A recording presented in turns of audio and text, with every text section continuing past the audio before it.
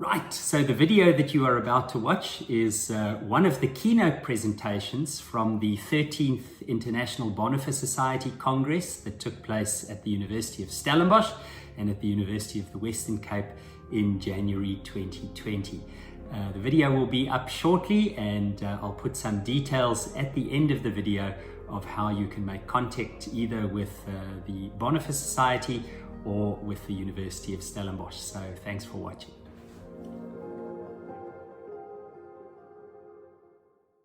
Since years, I cherish Bonhoeffer's questions.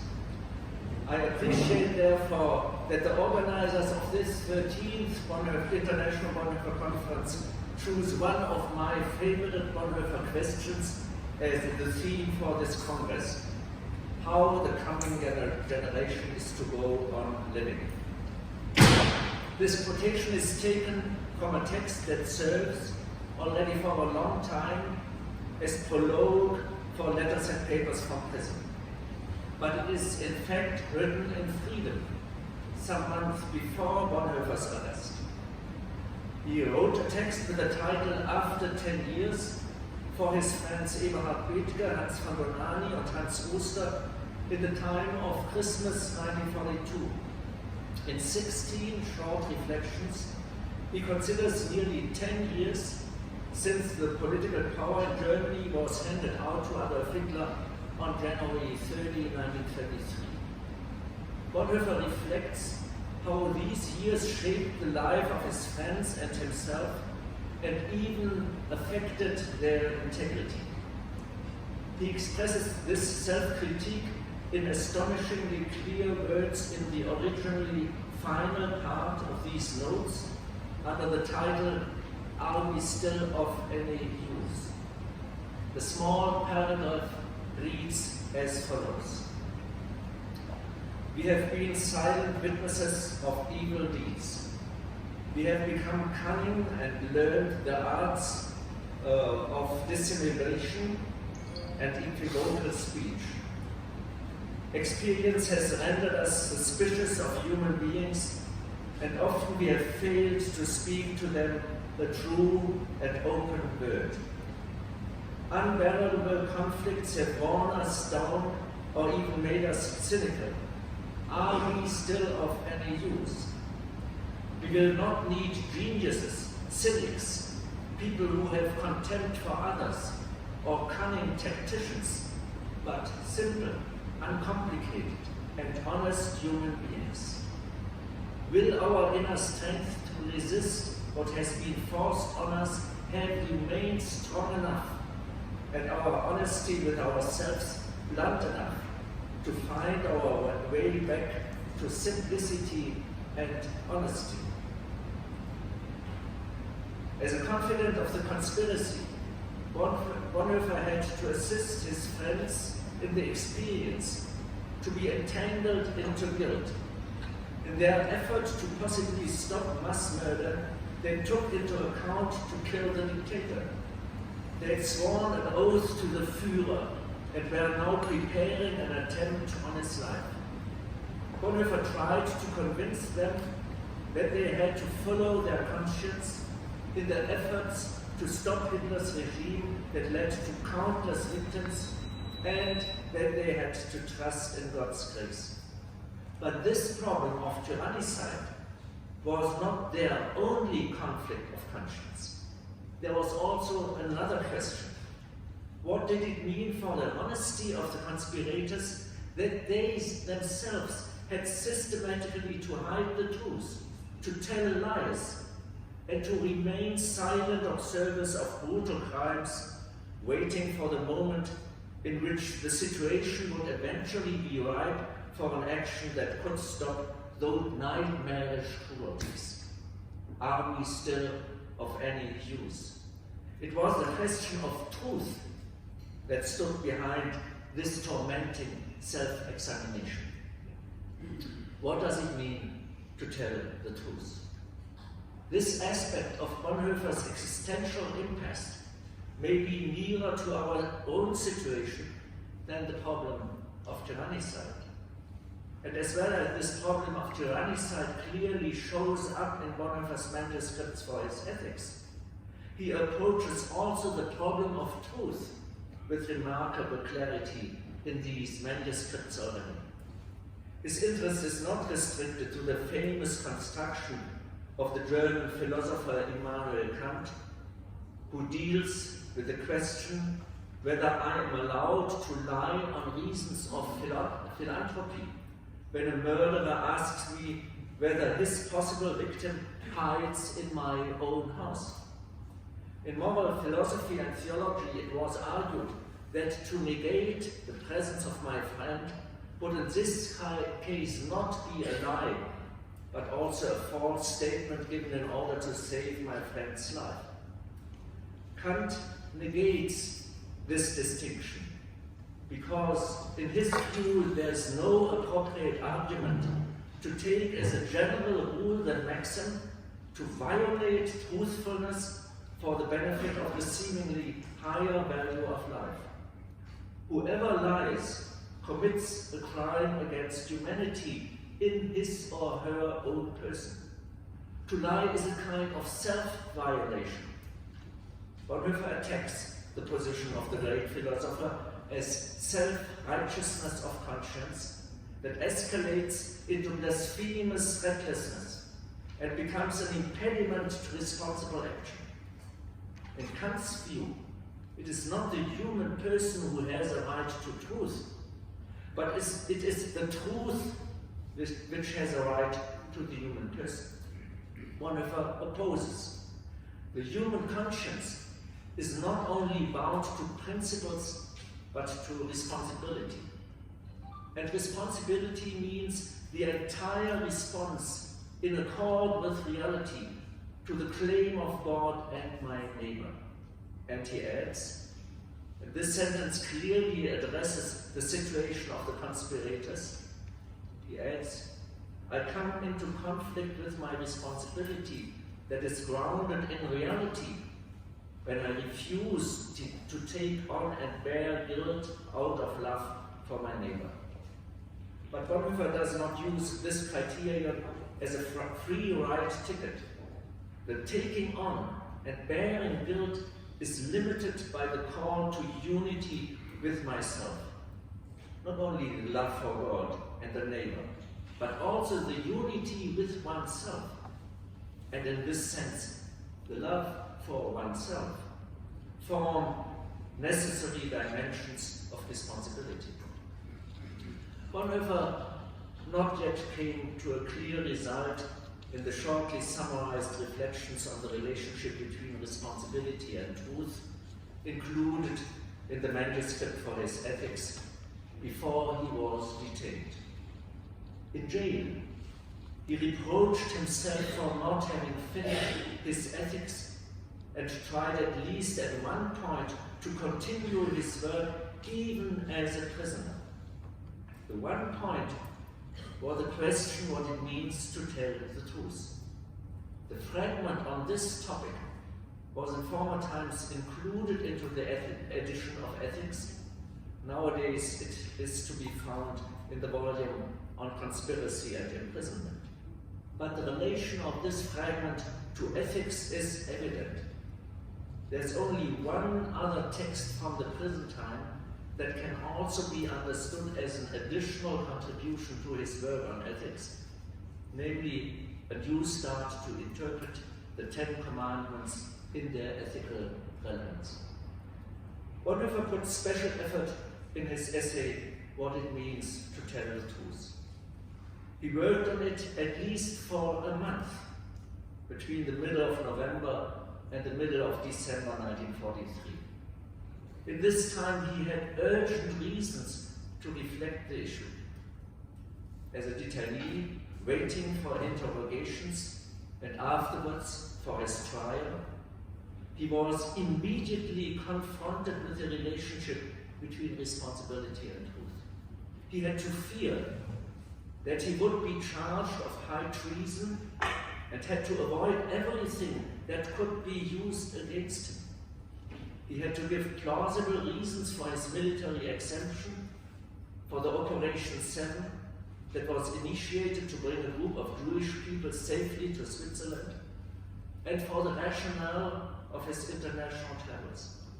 He had to do what he could to hide the real reasons that brought him to the military secret service, and to negate as convincingly as possible that he had evaded military conscription and contributed on this way to an effort of so-called demoralization of the armed forces. His process got announced exactly at the time when he started to work on his essay. He broke up writing it exactly at the time when his trial was called off at short notice after Hans von Donani fell ill. The personal risks of telling the truth as well as negating it increased dramatically. Indeed, it had become a question of life and death. However, the essay broadens the topic and sees the question of truth as a general challenge of human existence. Bonhoeffer noticed a lot of themes he wanted to address. Only a part of them got really included in the fragmentary essay. Its first words read as follows: from the moment in our lives in which we become capable of speech, we are taught that our words must be true. But what does that mean? Who requires this of us? The first answer may be we owe truthful speech to God. But answering in this way, we have to realize that God is not a general principle, but according to Bonhoeffer, the living one who calls everyone to a specific place with a specific vocation. Therefore, the reference to God leads to the relationship between those who ask for the truth and those who are asked to tell the truth. This relevant relationship includes the question whether the person A has a right to ask the question Q from the person B. Reconstruct for a moment Kant's case of the murderer who tries to find my friend from this perspective. Seen from the side of the relevant relationship, it should be evident that the murderer has no right to get an answer. The only serious question is whether B is clever enough to react in a manner which avoids a lie or not. Bonhoeffer emphasizes that unfair questions very often are addressed to vulnerable people, unexperienced to situations in which they shall be compelled to answer questions to which person A has no proper right. He uses in his essay the example of a child that it is asked by its teacher in the public of the classroom whether it is true that the child's father often comes home drunk. Even under the assumption that this is the case, the child's denying reaction is more appropriate than a positive answer, because the teacher misuses the public of the classroom to a private question that intervenes into the sphere of the family. To distinguish the different spheres and to learn the appropriate use of language for these different spheres is a necessary precondition for dealing responsibly with truth questions. Truth is relational and therefore situated. Bonhoeffer judges the usual definition according to which the conscious contradiction between thought and speech is a lie as inadequate, and contrasts it with a very steep theological definition. Lying is first of all the denial of God as God has been revealed to the world. Lying is a negation, denial, and deliberate and willful destruction of reality as it is created by God and exists in God to the extent that it takes place through words and silence.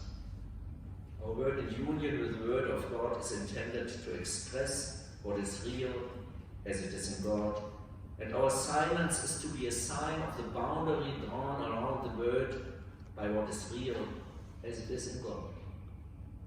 Bonhoeffer is far from a harmonious understanding of the real. It is not a unified whole, but in a condition of disruption and self-contradiction, requiring reconciliation and healing. He sees telling the truth in the tension between conflict and reconciliation. At the end of his question, his question is no longer how I can the truth, but how my words become true. For that he defines 3 criteria.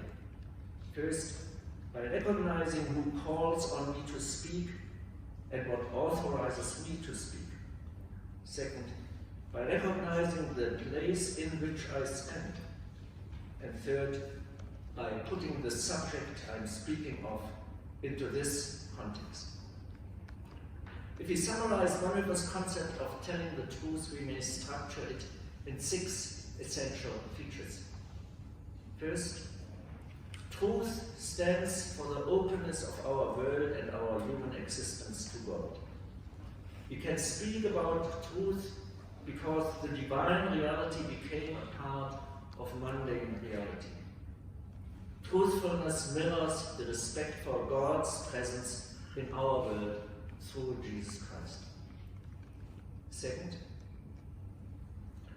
truth has its place in our relevant relationships to God, the world, our fellow human beings, and ourselves. Truth is relational in itself. Third, truth is at stake in different speech situations. For them, the difference between the public and the private is of eminent relevance. Respect for truth can only be expected under the condition that this difference is taken into account. Fourth, truth is not simply the correspondence between facts and statements, but is a triple relationship between the real situation, the addressee with his questions, and the answer with his propositions. Truth is embedded into reality. Fifth, truth is related to a conflict-ridden world. To tell the truth means to clarify conflicts in order to open the way to reconciliation. Truth aims for reconciliation. And sixth, forgotten truth cannot be a part of vivid relationships. Forgotten truth cannot contribute to reconciliation. Belongs therefore to the essence of truth that it is remembered. From Bonhoeffer on truth to digitalization. Many people argue that digitalization is the main challenge of our present time. Others oppose in saying the biggest problem is climate change.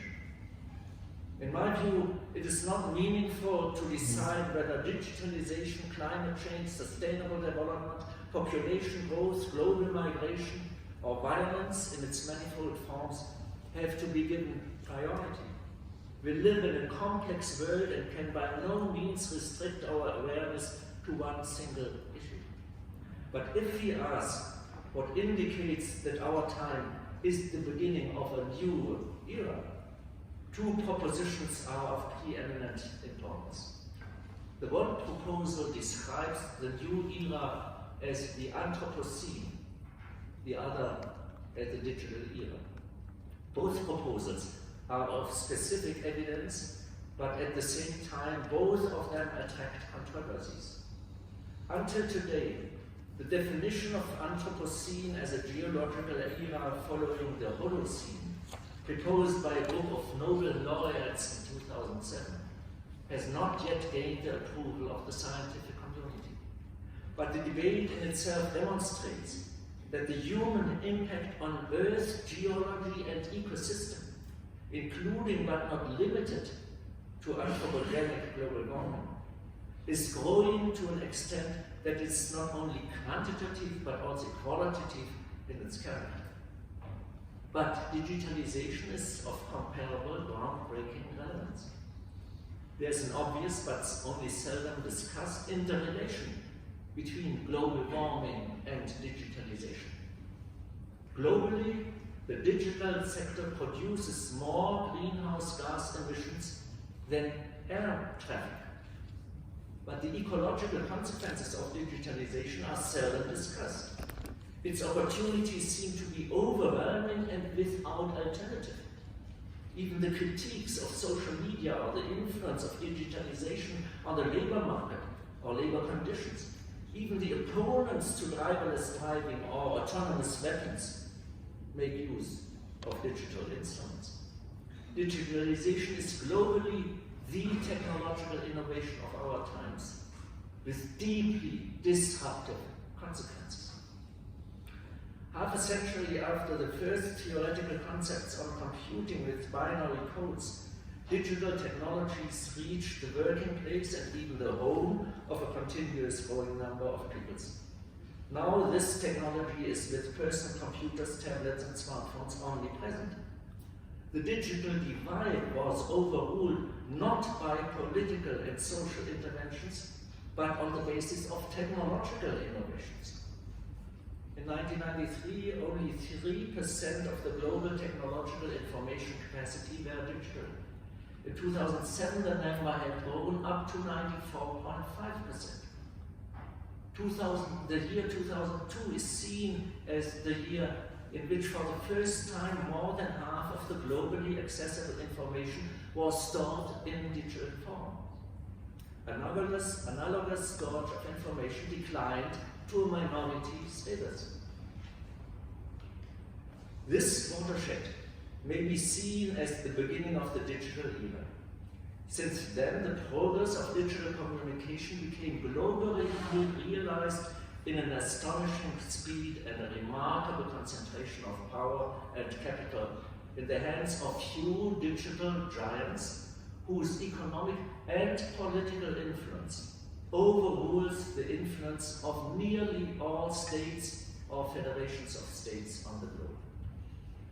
The easy and free access to this kind of technology is seen by many as such a benefit that they accept to be monitored by digital platforms and internet firms to an unprecedented extent. Not only in using their computers, tablets or smartphones, but also in using bank, credit or customer cards, they make their actions and transactions checkable and predictable. Most people see in this quick, easy and borderless kind of communication, information, action and transaction such a high benefit that they put the risks and ambiguities into the second row or neglect them completely. Not only communication in the broad sense of the word, but also important fields like human labor, consumption, democratic or undemocratic public and politics, mobility, health, sports, love, religion, science, culture, war, they all are already and will even more in the future be influenced by digitalization, robotic, big data, and artificial, that means non-biological intelligence. How a technological disruption of such an extent can be embedded into a societal transformation is still an open question. But that seems to be one of the decisive issues of our times. Otherwise, many people will go lost by this disruption, not only socially, but also emotionally, and therefore also politically. But is there a chance for a social transformation of a technological disruption? Some people argue that this technological change includes inevitably not only a social but also an anthropological disruption. People from Ray Kurzweil, the US-American futurist, to the Israeli historian Yuval Noah Harari argue that the digital technologies together with biotechnological interventions like genome editing will put an end to the era of Homo sapiens and open the door to a post-human age. The anthropological change is not a problem of the future. Even today, we observe a dramatic reductionist change in the understanding of the human person. Concentrated on the progress of artificial intelligence, we isolate the cognitive capacities of human persons from other aspects of human existence. Therefore, we develop the fear that humans will be overruled by artificial intelligence and its capacity to combine and analyze much more data in much shorter time than it is possible for our human brain. But we could also draw the opposite conclusion, as formulated by the US-American psychologist Barry Schwartz, who says, hands and heads are less important. Hearts become more important. Services that have to do with counseling, education and training, with medical assistance and nursing, with conflict management, healing of memories, reconciliation and integration, working for an equal and just society. These all are, in times of multiple demographic challenges, of necessities to accept diversity and to use it creatively, of worldwide migration and manifest needs of integration and justice, more in need than ever before.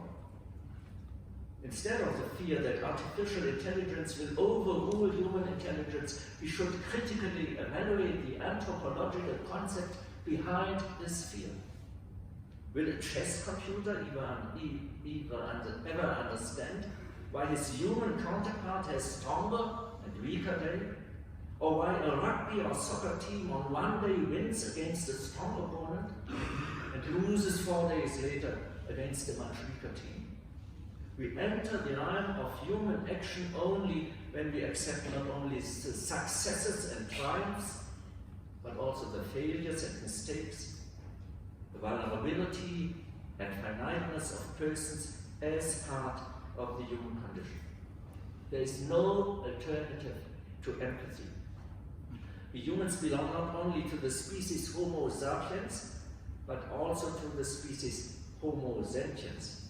We are not only rational, but also relational creatures. We are not only infolks, but also empatholks. Not only informational, but also empathetic organisms. The fear that artificial intelligence will make human persons superfluous because computers deal flawlessly with big data in shortest time, and robots do things more precisely and effectively as human persons, reduces the human person to a being with a head comparable to a computer and a hand comparable to a robot.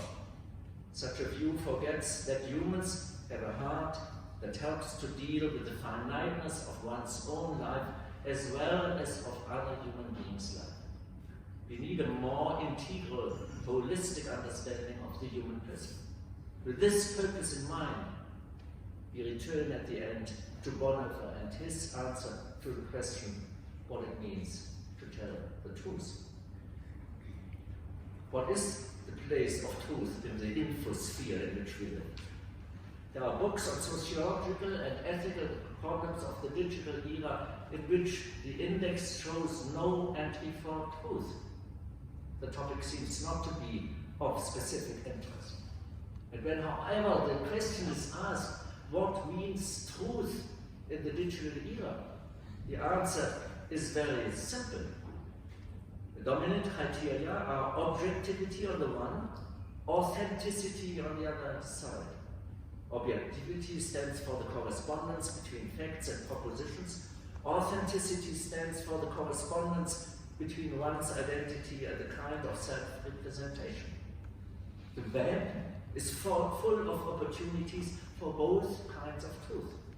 People post and find an immense amount of facts and even an immense amount of authentic explications of one's true nature and being. But there is an obvious tension between these two approaches to truth, the objective and the authentic. In hope for some clarification, we return now to the 6 points in which I summarized Bonhoeffer's understanding. First, Truth stands for the openness of our world and our human existence to God. We can speak about truth because the divine reality became a part of mundane reality. Truthfulness mirrors the respect for God's presence in our world through Jesus Christ. This first characteristic of Bonhoeffer's understanding of truth seems to come from another planet, if you compare it with the discussions of our days. What does it mean to speak about God in the digital era? Isn't God's omnipresence replaced by the omnipresence of the web? His omniscience by the omniscience of Wikipedia? His omnipotence by the omnipotence of big data and digital factoring?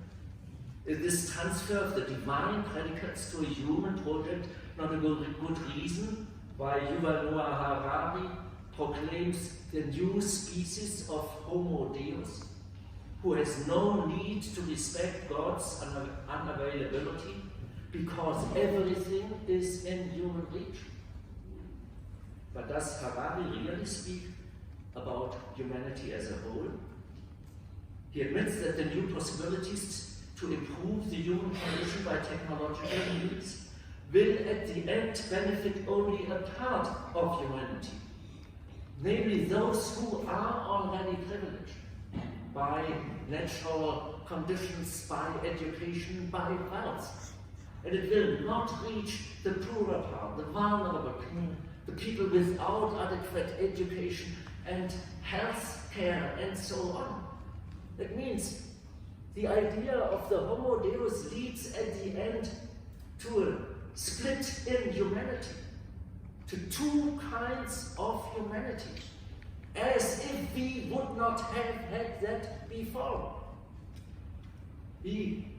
Under the most modern conditions, we see a tendency to a regression, to an understanding of humanity that is not oriented towards a universal ethos, but a special ethos for the better off, and a neglection of the weaker and the vulnerable.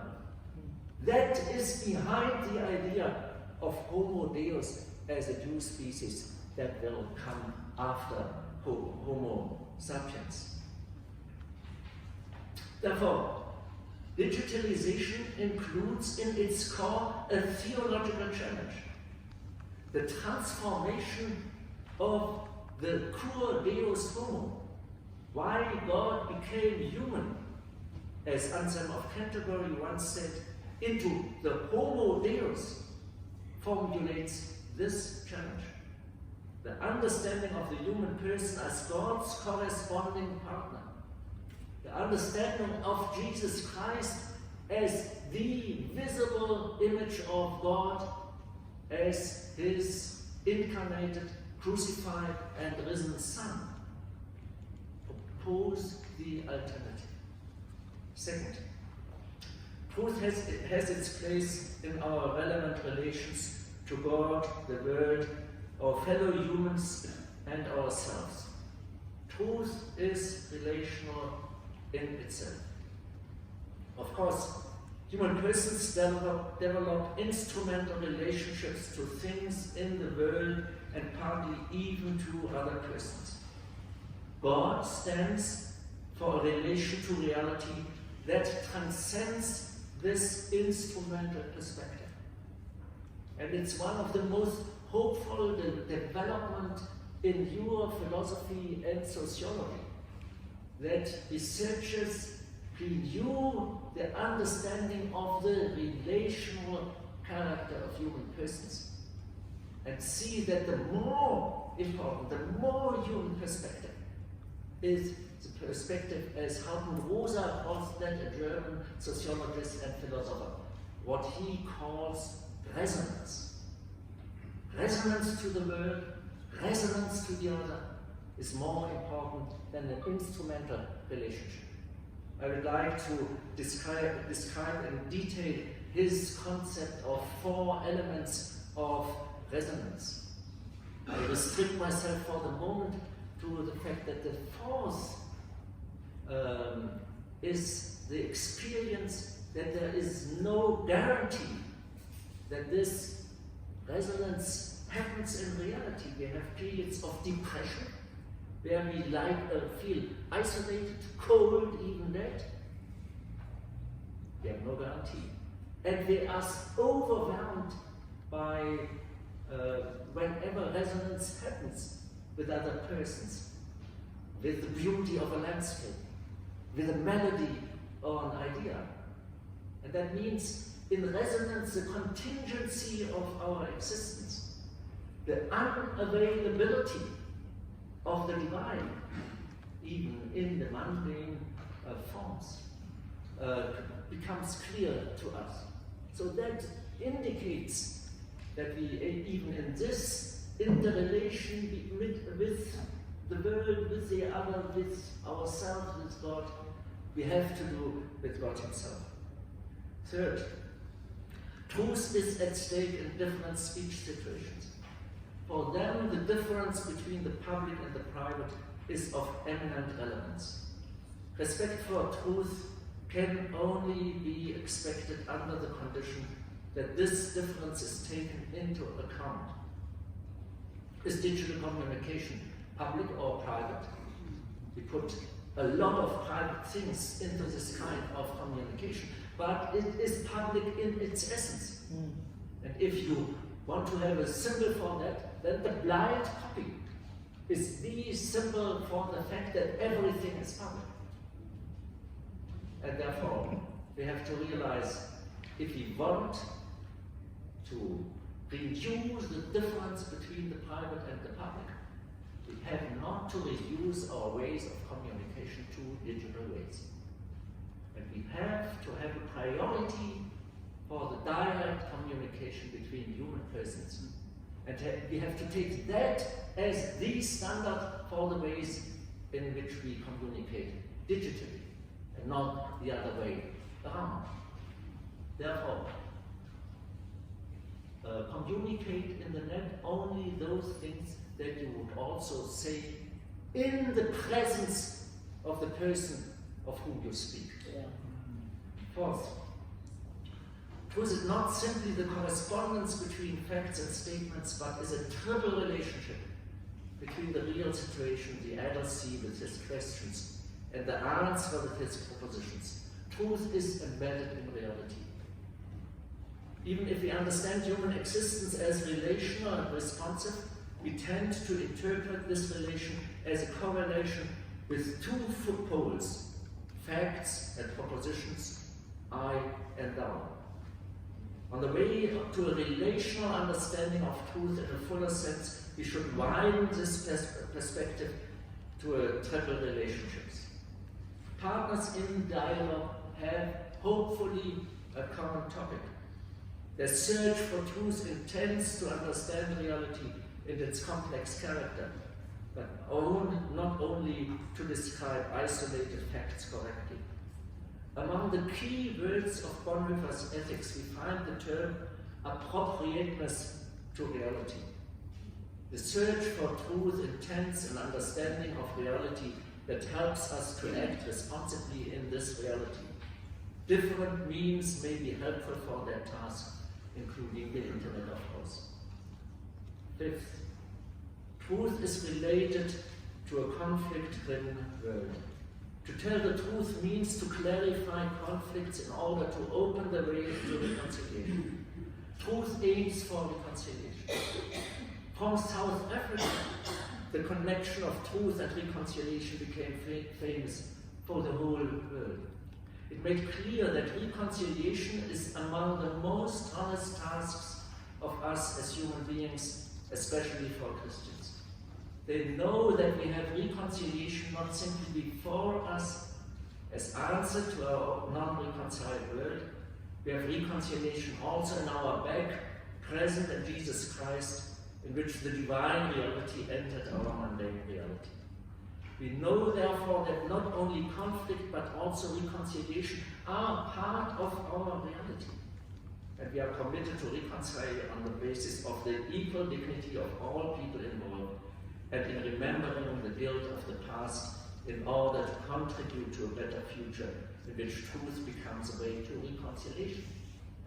And that means that reconciliation, as Taruma Kuba said yesterday, has to include repentance. And it has even to include the necessary legal consequences of guilt, as the topic of corruption shows more clearer as any other topic. 6. Forgotten truth cannot be a part of vivid relationships. Forgotten truth cannot contribute to reconciliation. It belongs therefore to the essence of truth that is remembered. For a Christian from Germany, the year 2020 is not only the year in which we commemorate the death of Dietrich Bonhoeffer 75 years ago on April 9, 1945. We remember also the view in the abyss that came to an end 1 month after Bonhoeffer's death on May 8, 1945. Dietrich Bonhoeffer stood for another, a better Germany, and his legacy became therefore a source for encouragement and inspiration. But the struggle of his friends, of himself and of others could not precipitate the end of the nightmarish atrocities of the Nazi regime and the cruelties of a war that had started 6 years before and brought violent death for more than 50 million human beings. On the way to the memorial dates of April 9 and May 8 this year, we'll come across the liberation dates of concentration camps, beginning with Auschwitz on January 27, followed among others by Buchenwald on April 11, and Flossenbürg on April 23, together with Schönberg, the last stations of Bonhoeffer's earthly pilgrimage. As being committed to his legacy, we know why truth has to be remembered, because only then truth can contribute to resonating relational life and reconciliation and peace.